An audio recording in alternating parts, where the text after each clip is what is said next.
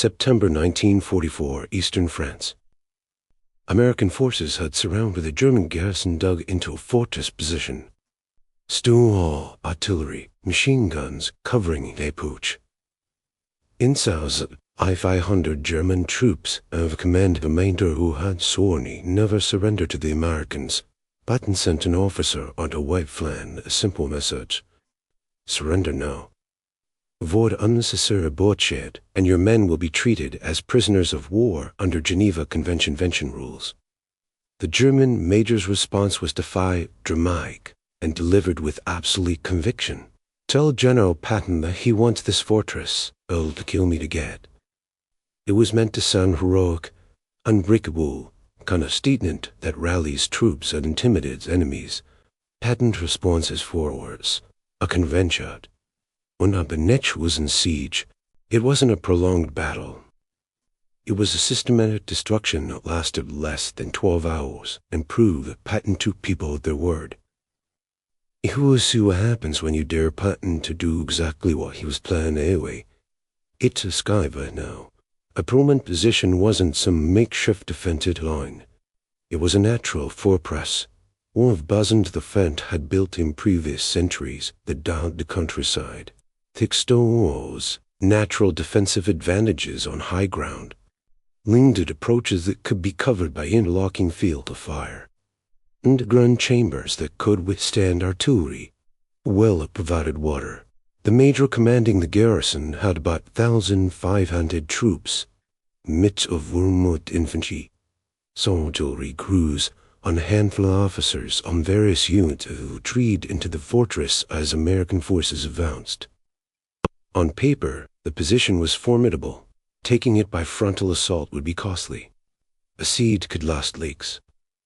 A smart play might be to bypass it entirely, lay a screen force, and continue the advance. This fortress sat on a key road junction. Leaving it in German hands meant American supply convoys would have to take longer alternate routes. It was an obstacle that needed to be eliminated. Patton's preference was always the same. Offer surrender first, not out of mercy. Though he wasn't unnecessarily cool, of efficiency, a surrendered position cost some American casualties and takes no time. Photo position costs both. So sends out to mayor. Senators, surrender. Be free war. Hope he can't survive the war.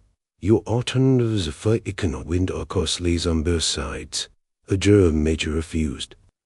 But his refusal was more than just no. He made it personal. He invoked honor, duty, and his oath to never surrender, and it challenged Patton directly. You want this fortress, you have to kill me to get. Other commanders might have seen this as an opening to negotiation. Maybe offer better terms. Maybe try to persuade the major that surrender wasn't dishonorable, given the circumstances. Patton saw it differently. The major had stated his terms clearly. He wanted to die defending fortress. Patton was simply going to grant his wish efficiently over only. When the messenger to the major's defiant statement, Patton's staff expected frustration, maybe anger, or had orders to bypass the fortress and come back to it later. Instead, Patton was almost matter of fact. According to accounts for officers present, his response was chillingly pragmatic. The major says we have to kill him. Let's not discipline him. Then he started issuing orders, precise, comprehensive, designed to accomplish exactly what the major had challenged him to do, in the most efficient way possible. First, Patton ordered complete encirclement. Not just blocking the roads, a total seal. No in or out. Get the water supply if possible. The fort was strong, but the Germans inside still needed supplies, water, and eventually reinforcements. Get out of Auspens. Second, he ordered every heavy artillery piece within range to register on fortress. Now the random bombardment, precise dragging. Stone walls might start small arms, but they weren't 155mm shells. Underground chambers might protect against shrapnel, but direct hits would collapse them. Third, he ordered air support, not fighter bombers dropping area bombs. tank-busting aircraft with precision munitions targeting specific structures in the fortress complex. The Major's command post, artillery positions, the ammunition stored. Finally, and this showed Patton's attention to psychological warfare, he ordered loudspeakers brought up. The drummings inside would be told exactly what was coming, not as a threat, as a schedule. At this hour, artillery bombardment. At this hour, airstrikes. At this hour, assault. Give them time to think. Give them time to realize their commander's outstance was going to get them all killed. Finally, Patton made clear to his own commanders this was a be careful, counter-verse operation. Major wanted to fight. They'd give him one, but it would be so overwhelming, so intense, so precisely coordinated that it would be over quickly. Get it done in hours, not days. The message to his troops was equally clear. The Germans inside had been offered surrender. They refused. What happened next is their choice, not ours. The assault began at dawn, not because dawn attacks are traditional. It got Patton wanted the Darns to spend the entire night knowing what was coming. The loudspeakers had broadcast the schedule. The Germans inside knew that at first light the artillery would open up. They had hours to think about it, hours of the less fanatical soldiers to question their major's decision, hours of doubt to spread. When the sun rose, the artillery commenced exactly on schedule, not magnified. Corps Bartis targeting a specific section that the fortress light. The goal was just to disarm it. It was to methodically dismantle the defensive positions. The fortress had stone walls several feet thick. They'd withstand a lot. But Patton had brought up heavy guns specifically to deal with fortifications. Shell after shell slammed into the same sections of wall, opening breaches, creating weak points, exposing the interior. German artillery tried to respond, but American counter-fire was immediate and precise. German guns would fire within minutes. American shells were landing in their positions. German crews quickly learned that shooting back meant death. After 2 hours of artillery, the airstrikes began. People sent from thunderbolts carrying 500-pound bombs, not cut bomb, precision strikes on identified targets. The Major's command post took 3 direct hits. The ammunition serve hit causing secondary explosions that marked the entire fortress. The main gate was blasted off its hinges. Due to all this, the loudspeakers continued broadcasting, describing what was happening, announcing what would come next, offering firm checks to surrender before the ground assault, making it clear that anyone who would could walk out with hands up and be treated well. Some did. Small groups of German soldiers began surrendering. First a few in dozens. I'd slip out of damaged sections of wall with hands up, walking toward American lines, choosing life over their major's oath. Major tried to maintain her. He had soldiers who tried to surrender Shaw as traitors, but this only accelerated the collapse of morale. Troops realized they were trapped between American firepower and their own fanatical commander. By mid-morning, the fortress awoke. Old breach in multiple places. Artillery positions the sword. The command structure shattered by the precision strikes on the Major's headquarters. And then American infantry attacked, not from one direction, with a breach in the wall simultaneously. Sherman tanks rolled up to point-blank range and fired directly into openings. Flamethrowers cleared bunkers. Engineers used explosives to collapse main ports. But here's the remarkable thing. It wasn't the chaotic urban warfare that fortress assaults usually became. It was systematic, almost mechanical. Because Patton's preparation had been so thorough, there wasn't much left to fight. Resistance was scattered and disorganized. Small groups fought briefly, then surrendered. The Major's efforts to shoot diverse had failed. There was no coherent command structure left to enforce them. American forces moved through the fortress section by section. Loudspeakers followed them, broadcasting surrender appeals in German, offering safety to anyone laid down weapons, making it clear that continued resistance was suicide, not heroism. The Major himself was found in what remained of his command bunker. He barricaded himself with a handful of loyal troops. When Americans breached the position, he reportedly aimed his pistol at them. An American sergeant shot him. Not dramatically, not after a speech, just professionally entered the throat. The major had said Patton would have to kill him. That's exactly what happened. The handful of soldiers with the major immediately surrendered. They'd followed orders to the end, but once their commander was dead, they had no interest in dying too. The entire operation from the start of the bombardment to the final German surrender took less than 12 hours. American casualties were minimal. A few wounded from spread German fire. None killed. The systematic preparation and overwhelming firepower had made the actual fighting almost anticlimactic. German casualties were significant. A Major Das promised. 200 other German soldiers were killed, mostly in bombardment or during the file assault. Another 300 were wounded. The remaining 1,000 surrendered.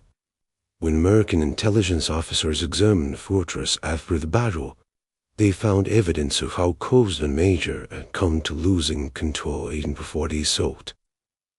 Notes from junior officers questioning the decision to fight.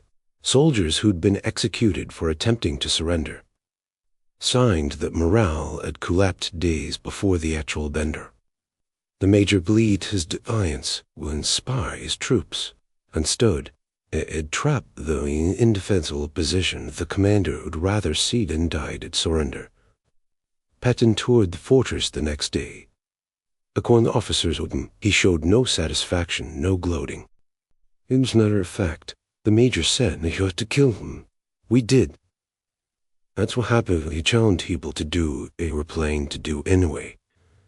Patton also made a point during the tour. He visited wounded German prisoners and showed they were receiving proper medical care. He had American medics treating German wounded side by side with American casualties. He wanted his own troops to see that once the fighting stopped, they treated prisoners humanely. This wasn't contradictory. It was Patton's philosophy.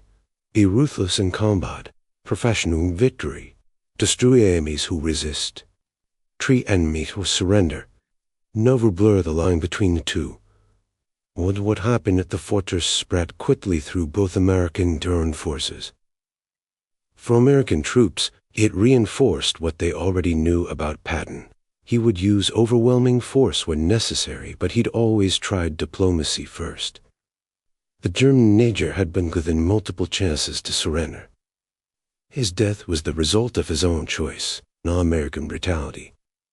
For German forces, the message was more compact and more chilling. The story wasn't just that the fortress fell. Fortresses fall all the time. It was how completely and systematically it fell. How Patton had taken the major's defiant challenge literally and methodically fulfilled it. How 12 hours of precise coordinated firepower had reduced a strong position to rubble. German commanders started circulating the story as a warning when American forces offered surrender, particularly if they were Third Army units. You took the offer seriously because refusing meant Patton would do exactly what he said he'd do. Knew more, knew less. With overwhelming efficiency, some German officers' leaders stated in interrogations that they surrendered to American forces, specifically because they heard about the fortress. The Patton's threats weren't negotiations. They were statements of fact. Challenge him where he'd accept the challenge. Dare him to destroy you what he would. This was psychological warfare at its most effective. Not propaganda, not exaggeration, just the truth. Patton meant what he said every time. The fortress battle also reinforced something German intelligence had known about American tactical doctrine under Patton. Americans would use maximal force when needed, but they also saw shows for it impossible. They were randomly brutal. They were predictably brutal only to enemies who chose to fight. This predictability was almost more terrifying than random violence.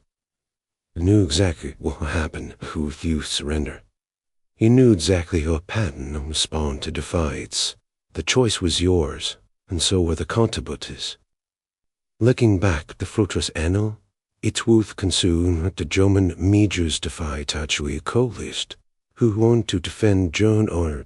The show that not all were mocked officers would surrender meekly to make the Americans pay a price for their advance. What he actually did was get 200 of his men killed, 300 wounded, and the remaining thousands sent to P camps for a position, a hell for less than a day, and delayed Patton's advance by maybe 12 hours. If he accepted the initial surrender offer, all 1,500 of his troops would have survived. They'd have spent the rest of the war in relatively safe P camps. Many would have gone home to their families after the war ended. Instead, hundreds died or remained. And for what? The fortress fell anyway. The road junction was in American hand by nightfall. Patton's advance continued without meaningful delay. This is the brutal arithmetic of war, as some idealistic commanders sometimes admit. Her class stands make good stories, but they don't change outcomes when you're facing overwhelming force. They just increase casualties. The major thought his defiance would matter. His willingness to die would inspire his troops and maybe make the Americans think twice. But Patton didn't think twice. He just applied more force. There's a leadership lesson here that lies beyond military conducts. When you make dramatic statements, you'll have to kill me over my dead body. I'll never surrender. You better be prepared for your opponent take you literally, because some people will. Patton was one of Will's people. He didn't interpret defiant challenges as opening negotiating positions. He interpreted them as statements of preference. You want to fight to the death. Okay, it could be arranged. The German major learned this lesson too late. His troops learned it at the cost of their lives or freedom. Other German commanders learned it and surrendered when offered terms. The fortress fell in 1944. The German major died there as he'd promised he would. His name isn't widely remembered. The location of the fortress is less important than what happened there. What matters is the lesson. With Patton dramatic defiance in prolongation, it just changed the intensity of what came next. Other commanders might have been insulted by, "You'll have to kill me," tried to prove they weren't monsters by offering better terms, or conducting a careful casualty-averse operation. Patton simply took it as a statement of preference and acted accordingly. There's something almost coldly logical about this. A major stated his terms, only death would make him surrender. Patton provided those terms efficiently and professionally. The major got exactly what he'd asked for. For modern viewers, this raises uncomfortable questions. Should Patton have tried harder to persuade the major? Should he have been more reluctant to kill someone who was essentially committing suicide by soldier? Or was Patton right to take people at their word and not waste time on those who'd made their choice? Is there something almost respectful about granting someone their stated wish, even when that wish is death? The answer probably depends on your view, leadership, and responsibility. With undeniables the outcome, the major said, "You have to kill me." Patton did, and every other German commander who heard the story learned to be very careful about what they said to American negotiators. And with Patton challenges returns, they were permission. Do you think Patton should have tried harder to avoid killing the major? Or was the major's death his own responsibility? Drop your thoughts in the comments, and if you want more stories about leadership, responsibility, and the consequences of dramatic statements, see you next time.